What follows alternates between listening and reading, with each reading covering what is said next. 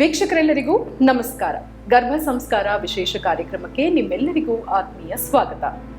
ಪ್ರಸವ ಪೂರ್ವ ಆರೈಕೆ ಉತ್ತಮವಾಗಿದ್ದಲ್ಲಿ ತಾಯಿ ಹಾಗೂ ಮಗು ಇಬ್ಬರೂ ಕೂಡ ಆರೋಗ್ಯವನ್ನ ಆಸ್ವಾದಿಸ್ತಾರೆ. ಉತ್ತಮ ಮಗು ಜನನವಾಗುವಲ್ಲಿ ಸಹಾಯಕಾರಿ ಆಗತ್ತೆ. ಈ ಕುರಿತಾದಂತಹ ವಿಶೇಷ ಮಾಹಿತಿ ಹಾಗೂ ಜಾಗೃತಿಯನ್ನ ತಿಳಿಸ್ಕೊಡುವಂತಹ ಕಾರ್ಯಕ್ರಮವೇ ಗರ್ಭ ಸಂಸ್ಕಾರ. ಇಂದಿನ ಈ ಕಾರ್ಯಕ್ರಮದ ವಿಶೇಷತೆ ಏನು ಅಂದ್ರೆ, 3ನೆಯ ತಿಂಗಳು ತಾಯಿ ಹಾಗೂ ಮಗು ಅಂದ್ರೆ ಹೊಟ್ಟೆಯಲ್ಲಿರುವಂತಹ ಭ್ರೂಣ ಯಾವ ವಿಧಾನವಾಗಿ ಮಾರ್ಪಾಡುಗಳನ್ನ ಹೊಂದುತ್ತೆ ಹಾಗೂ ಇದಕ್ಕೆ ಪೂರಕವಾದಂತಹ ಆಹಾರ ವಿಹಾರ ಕ್ರಮ ಹೇಗಿರಬೇಕು ತಾಯಿದು ಅನ್ನೋದನ್ನ ತಿಳಿಸ್ಕೊಡ್ಲಿದ್ದಾರೆ. ಇದಕ್ಕಾಗಿ ನಮ್ಮೊಂದಿಗೆ ವೈದ್ಯರು ಆಗಮಿಸಿದ್ದಾರೆ. ಆಯುರ್ವೇದ ತಜ್ಞರು ಡಾಕ್ಟರ್ ಸನ್ಮತಿ ಪಿ ರಾವ್ ಅವರು ನಮ್ಮೊಂದಿಗಿದ್ದಾರೆ. ನಮಸ್ತೆ ಡಾಕ್ಟರ್, ಕಾರ್ಯಕ್ರಮಕ್ಕೆ ಸ್ವಾಗತ. ನಮಸ್ಕಾರ ಡಾಕ್ಟರ್, ಈಗ ಕಳೆದ 2 ಸಂಚಿಕೆಗಳಲ್ಲಿ ಹಂತ ಹಂತವಾಗಿ ಪ್ರತಿ ತಿಂಗಳು ಕೂಡ ಯಾವೆಲ್ಲ ರೀತಿಯಾದಂತಹ ಒಂದು ಡೆವಲಪ್ಮೆಂಟ್ಸ್ ಇರುತ್ತೆ, ತಾಯಿಯಲ್ಲಿ ಏನೆಲ್ಲ ಒಂದು ಡೆವಲಪ್ಮೆಂಟ್ಸ್ ಆಗುತ್ತೆ, ಮಗುವಿನಲ್ಲಿ ಯಾವೆಲ್ಲ ಮಾರ್ಪಾಡುಗಳು ಆಗುತ್ತೆ, ಫಿಸಿಕಲಿ ಮೆಂಟಲಿ ಒಂದು ಸ್ಪಿರಿಚುವಲಿ ಯಾವ ರೀತಿಯಾದಂತಹ ಒಂದು ಸಂಸ್ಕಾರವನ್ನ ಇಂಪ್ರಿಂಟ್ಸ್ನ ಅದು ಪಡಿತಾ ಹೋಗುತ್ತೆ, ಈ ಎಲ್ಲ ಮಾಹಿತಿಯನ್ನ ತಿಳಿಸ್ಕೊಡ್ತಿದ್ರಿ. ಇಂದಿನ ಸಂಚಿಕೆಯಲ್ಲಿ ವಿಶೇಷವಾಗಿ 3ನೇ ತಿಂಗಳು ಏನೆಲ್ಲ ಒಂದು ಚೇಂಜಸ್ ಉಂಟಾಗುತ್ತೆ ಭ್ರೂಣದಲ್ಲಿ ಅನ್ನೋದನ್ನ ತಿಳಿಸ್ಕೊಡಿ. ಸೊ ಇವಾಗ 3rd ಮಂತ್ ನಾವು ಏನು ಹೇಳ್ತೀವಲ್ಲ, ಇದು ಶುರು ಆಗೋದು ಒಂದು 9th ವೀಕಿಂದ ಆಗ್ತಕ್ಕಂಥದ್ದು, ಮತ್ತೆ ಆಲ್ಮೋಸ್ಟ್ ಇಲ್ ದ 12th ವೀಕ್ ಅಂತ ಅನ್ಕೊಳ್ಬೋದು. ಇದರಲ್ಲಿ ಸಾಕಷ್ಟು ಮಟ್ಟಿಗೆ ಚೇಂಜಸ್, ಅಟ್ಲೀಸ್ಟ್ ಗರ್ಭಿಣಿ ಆಗಿರೋ ಪ್ರೆಗ್ನೆಂಟ್ ಲೇಡಿಯಲ್ಲಿ ಕಾಣಿಸ್ಕೊಳ್ಳುವಂಥ ಒಂದು ಇಂಪಾರ್ಟೆಂಟ್ ಚೇಂಜ್ ಅಂದರೆ ನಾಸಿಯಾ. ನಾನು ಅವಾಗ ಲಾಸ್ಟ್ ಹಿಂದಿನ ಸಂಚಿಕೆಯಲ್ಲೂ ಹೇಳಿದ್ದೆ ನಿಮಗೆ, ತುಂಬ ಅವರಿಗೆ ಏನು ವಾಂತಿ ಬರೋದಾಗಿರ್ಬೋದು ಅಥವಾ ಯಾವಾಗಲೂ ಬ್ಲೋಟಿಂಗ್ ಆಗಿರ್ಬೋದು, ಅವೆಲ್ಲ ಫ್ಯೂ ಚೇಂಜಸ್ಗಳು ಈ ಟೈಮಲ್ಲಿ ಕಾಣಿಸ್ಕೊಳ್ಳುತ್ತೆ. ಅದು ಯಾತಕ್ಕೆ ಅಂದರೆ, ಒಂದು ಇಂಪಾರ್ಟೆಂಟ್ ಆಗಿ ಬರ್ತಕ್ಕಂಥ change formation of the placenta. ಈ ಪ್ಲಾಸೆಂಟಾ ಫಾರ್ಮೇಷನ್ ಆಗೋದು ಈ ಒಂದು ಟೈಮಲ್ಲಿ.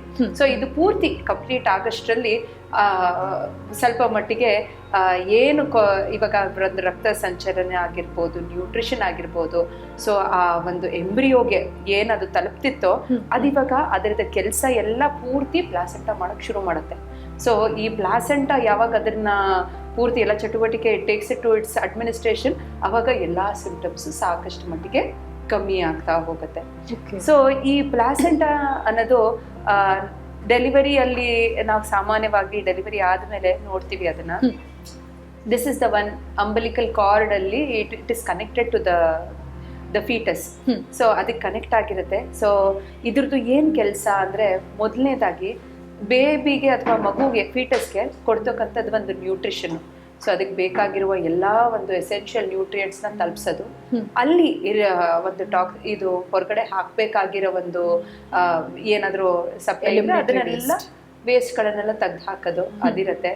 ಹಾಗೆ ಅದಕ್ಕೆ ಫೀಟಸ್ಗೆ ಕೊಡ್ತಕ್ಕಂಥ ಒಂದು ತಾಯಿಯ ಒಂದು ಇಮ್ಯುನಿಟಿನ ಪಾಸ್ ಮಾಡುವಂಥ ಒಂದು ಚಾನೆಲ್ ಆಗುತ್ತೆ. ಹಾಗೆ ಆ್ಯಂಟಿಬಾಡೀಸ್ನ ಕೊಡ್ತಕ್ಕಂಥದ್ದು ಒಂದು ಆರ್ಗನ್ ಆಗುತ್ತೆ ಈ ಪ್ಲಾಸೆಂಟಾ. ಹಾಗೆ ಒಂದು ರೀತಿಯಲ್ಲಿ protection, it is the one which is protecting it, ಎಲ್ಲ ಥರ ನ್ಯೂಟ್ರಿಷನ್ನ ಕೊಡ್ತಕ್ಕಂಥದ್ದು.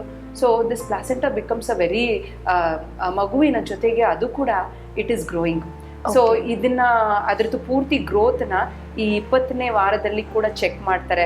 ಅದೇನಾದರೂ ಸರ್ವಿಕ್ಸ್ ಹತ್ರ ಬಂದಿದ್ಯಾ ಅಥವಾ ಯಾವ ಒಂದು ಪ್ಲೇಸಲ್ಲಿದೆ, ಹಾಗೆ ಅದರಲ್ಲಿ ಏನಾದರೂ ತೊಂದರೆಗಳಿದ್ರೆ ಅದನ್ನು ಕೂಡ ಅದರ ನಂತರ ಒಂದು 4ನೇ ತಿಂಗಳು 5ನೇ ತಿಂಗಳಲ್ಲಿ ಅದನ್ನ ನೋಡ್ಕೊಳ್ಳೋದಾಗ್ಲಿ, ಅಥವಾ ಅದರಲ್ಲಿ ಏನಾದರೂ ತೊಂದರೆಗಳಿದ್ರೆ ಅದನ್ನ ಗಮನದಲ್ಲಿ ಇಟ್ಕೊಳ್ಳೋದು ಒಂದು ಸಾಧ್ಯತೆ ಆ ಒಂದು ಸಮಯದಲ್ಲಿ.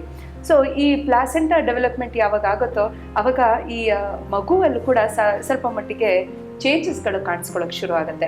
ಸೊ ಈ ಎಸ್ಪೆಷಲಿ ಇವಾಗ ಈ 3rd ಮಂತಲ್ಲಿ ನಾವು ನೋಡೋದಾದ್ರೆ, ಮೊದಲನೇದಾಗಿ ಮಗುವಲ್ಲಿ ಇರ್ತಕ್ಕಂಥದ್ದು ಕಣ್ಣಾಗಿರ್ಬೋದು, ಮೂಗಾಗಿರ್ಬೋದು, ಬಾಯಿ ಆಗಿರ್ಬೋದು, ಮತ್ತೆ ಬೆರಳುಗಳಾಗಿರೋದು, ಇವೆಲ್ಲ ಕೂಡ ಒಂಥರ ವೆಬ್ಡ್ ಫಾರ್ಮಲ್ಲಿ ಕಾಣಿಸ್ಕೊಳ್ಳೋಕ್ಕೆ ಶುರು ಆಗಿರುತ್ತೆ. ಹಾಗೆ ಕೊನೆಗೆ ಆಗ್ತಾ ಆಗ್ತಾ ವೆಬ್ಡ್ ಫಾರ್ಮು ಕಮ್ಮಿ, ಅಂದರೆ ಎಲ್ಲ ತುಂಬ ಡಿಸ್ಟಿಂಕ್ಟಾಗಿ ಕಾಣಿಸ್ಕೊಳ್ಳೋಕೆ ಶುರು ಆಗುತ್ತೆ.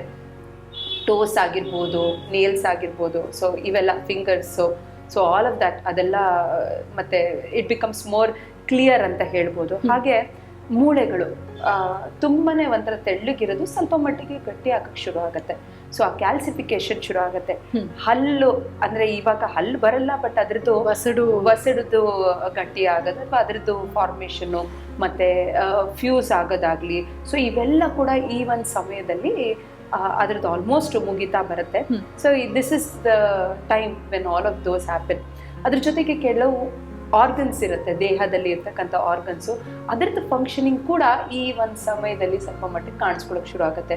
ಕಿಡ್ನಿದಾಗಿರ್ಬೋದು, ಕಿಡ್ನಿಯಲ್ಲಿ ಯೂರಿನ್, ಇವಾಗ ಕಿಡ್ನೀಸ್ ನಮ್ಗೆ ಗೊತ್ತಿದೆ, ಸೊ ಎಕ್ಸ್ಕ್ರಿಟರಿ ಆರ್ಗನ್ಸ್ ಅದ್ರದ್ದು ಫಾರ್ಮೇಷನ್ ಆಗಿರ್ಬೋದು, ಅಥವಾ ಸ್ವೆಟ್ ಗ್ಲ್ಯಾಂಡ್ಸ್ದು ಫಾರ್ಮೇಷನ್. ಸೊ ಇವೆಲ್ಲ ತುಂಬಾ ಸಾಕಷ್ಟು ಮಟ್ಟಿಗೆ ಎಲ್ಲ ಸೂಕ್ಷ್ಮವಾಗಿರೋ ಒಂದು ಎಲ್ಲ ಥರದ ಆರ್ಗನ್ಸ್ ಡೆವಲಪ್ಮೆಂಟು ಈ ಒಂದು ಸಮಯದಲ್ಲಿ ಇನ್ನ ಮಟ್ಟಿಗೆ we can see it clearly ಅಂತ ಹೇಳ್ಬೋದು. ಅದು ಡೆವಲಪ್ಮೆಂಟ್ ಮಿನಿಯೇಚರ್ ಹ್ಯೂಮನ್ ಟೈಪೇ ಆಲ್ಮೋಸ್ಟ್ ಹೋಗುತ್ತೆ. ಮತ್ತೆ ಕರೆಕ್ಟ್ ಅದ್ರದ್ದು ಟೇಲ್ ಏನಿರುತ್ತೆ, ನಾನು ನಿಮಗೆ ಹಿಂದಿನ ಸಂಚಿಕೆಯಲ್ಲಿ ಹೇಳ್ತಾ ಇದ್ದೆ, ಅದು ಎಲ್ಲ ಫ್ಯೂಸ್ ಆಗಿ ಅದೆಲ್ಲ ಸರಿ ಹೋಗಿರುತ್ತೆ and it would have disappeared. So all of these are the few changes. ಅದೇ ರೀತಿಯಲ್ಲಿ ಈ ಒಂದು ಸಮಯದಲ್ಲೇ ತಾಯಿನೂ ಕೂಡ they get their first scan, NT scan.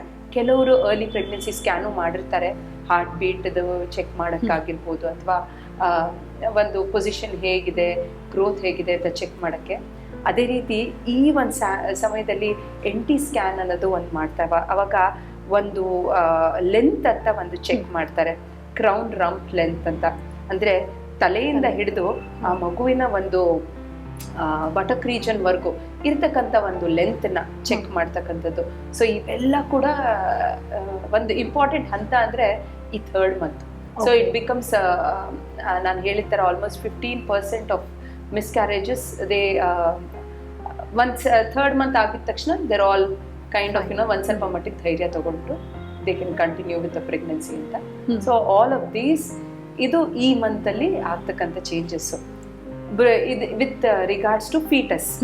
ಅದೇ ರೀತಿಯಲ್ಲಿ ತಾಯಿಯಲ್ಲಿ ಅವಳಿನಲ್ಲಿ ಏನೇನು ಕಾಣಿಸ್ಕೊಳ್ಬೋದು, ನಾನು ಅವಾಗಲೇ ಹೇಳ್ತಾ ಇದ್ದೆ, ನಾಸಿ ಆಗಿರ್ಬೋದು, ವಾಂತಿ ಆಗಿರೋದು ಸ್ವಲ್ಪ ಮಟ್ಟಿಗೆ ಕಮ್ಮಿ ಆಗಿರುತ್ತೆ. ಯಾಕಂದರೆ ಪ್ಲಾಸೆಂಟಾ ಅದ್ರದ್ದೆಲ್ಲ ಒಂದು ಜವಾಬ್ದಾರಿ ತಗೊಂಡಿರುತ್ತೆ. ಸೊ ಆ ಒಂದು ಕಾರಣದಿಂದ ಅದು ಒಂದು ಸಿಕ್ನೆಸ್ ಏನಿದೆ ಅದು ಒಂದು ಸ್ವಲ್ಪ ಮಟ್ಟಿಗೆ ಕಮ್ಮಿ ಆಗುತ್ತೆ.